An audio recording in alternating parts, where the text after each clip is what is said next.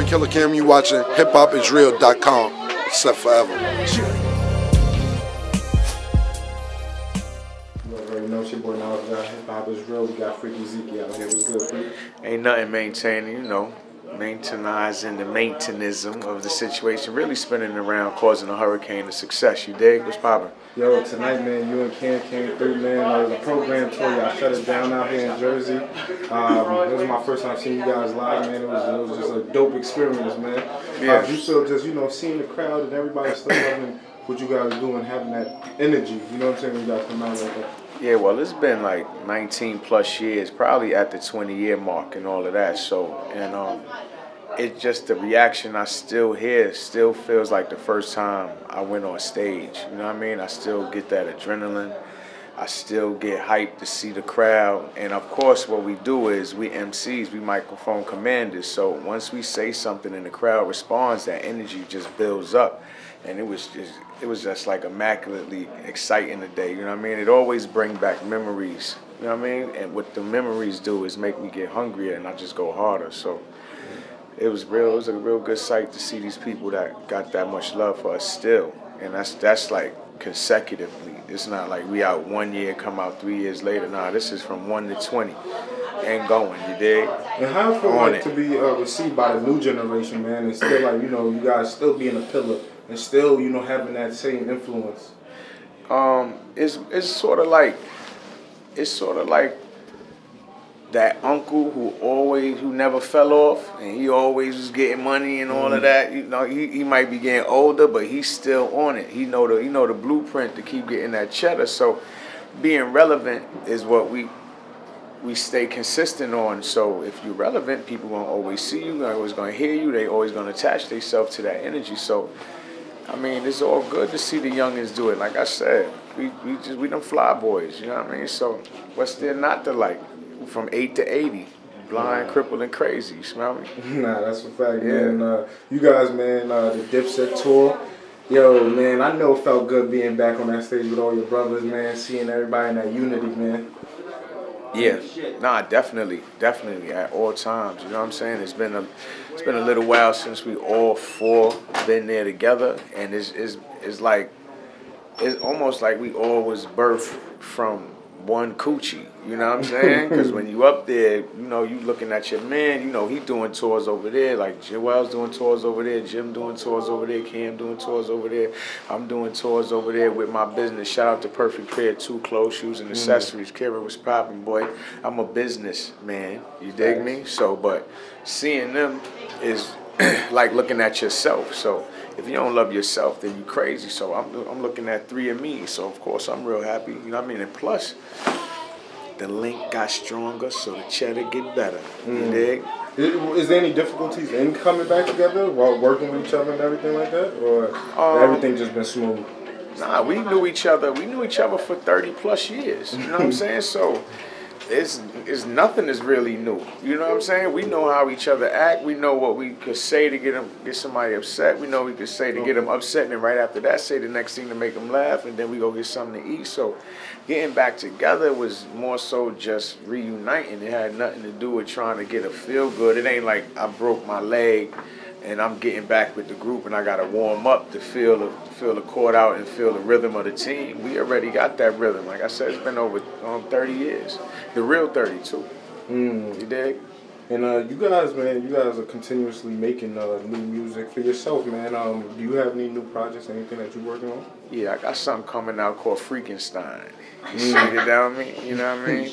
Got a lot of old tracks.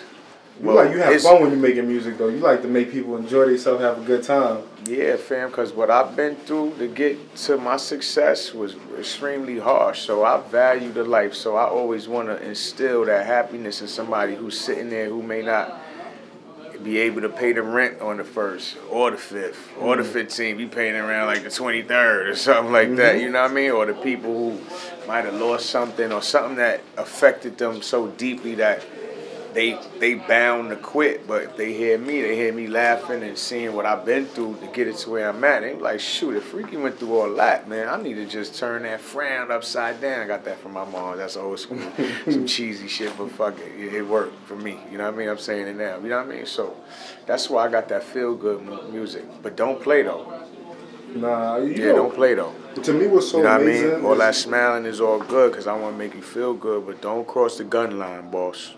Nah, real talk, man. One thing I like really touched me in a sense is that you guys were like real street dudes, real like coming from like bad neighborhoods where it wasn't easy opportunities. You know what I'm saying? Coming to y'all. Like, what do you say to these young guys out here that may feel hopeless? Like, damn, like you know what I'm saying? Like this shit is way harder to get to that next level, man. Like you know what I'm saying? And maybe what kind of inspiration or motivation you give them? You know what I'm saying? Knowing you come from that same spot. Well, honestly, it all starts from the household, really keep it all the way 100, because I didn't even know I was in a terrible area. You know what I'm saying? Because where I was at, I had my moms, you know what I'm saying, and my pops, and I live in the projects, Washington Projects, what's up, 102nd Street and 3rd Avenue was good. Motherfucking, and I had kids from different floors. I'm from 1 to 14, so the kids down there, we used to skateboard and all that, play Scalzies, you know what I mean, manhunt, catch and kiss and all that shit, 7-11, 7 kisses, 11 humps.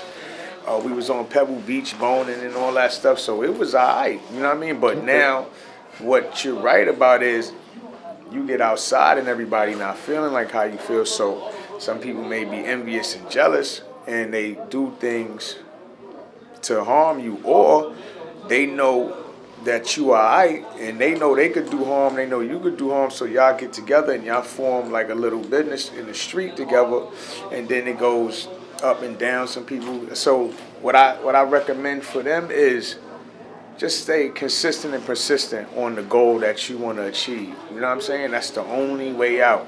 If you don't stay persistent and consistent on what you know, like if you want to go, say for instance, if you want to go to college, you know what I mean? Be persistent and consistent on staying with that. There's going to be a lot of people that's saying, let's go over here. You're going to see faster routes to make some money. You could veer off, but nah, stay doing that. You know what I'm saying? And if you a hustler, like an entrepreneur, you know what I mean? Out there trying to set your own goals. You don't want to have no boss because you know you are. You got to understand that it's going to be grimy days. There's going to be some days you make a lot. Then there's going to be some days you lose a lot where you're almost down to nothing. But don't think it's over. The best success is when you fall. That's when you know how to get back up. You know what I mean? So my recommendation is the same thing I've been saying. # persistent and consistent on your goal. Dig? No, that's real shit, man. And one last thing I want to ask you before we get out of here, man, is just yourself. If you could give me an ill story, man, because you guys, have had a lot of ill history from the '90s all the way to now. The Rockefeller era and everything you guys done. What to you is like one of the most memorable or standout things, whether it's a crazy situation or just a fun time? Well, if you could share something maybe you haven't shared before, you know what I mean? I mean, it ain't. I could give you something that's regular. Because when we did the first album, Confessions of Fire, we didn't. We were supposed to go platinum, but we went gold because we signed the contract and we didn't know we were signing the way I created Control.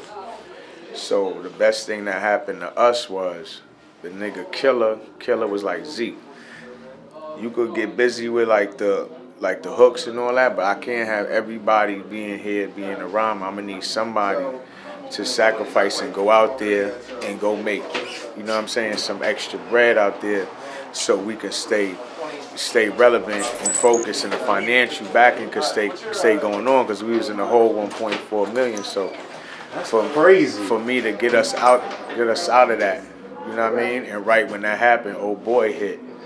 That's something. That's a story I always would cherish. You know what I'm saying? That's like her.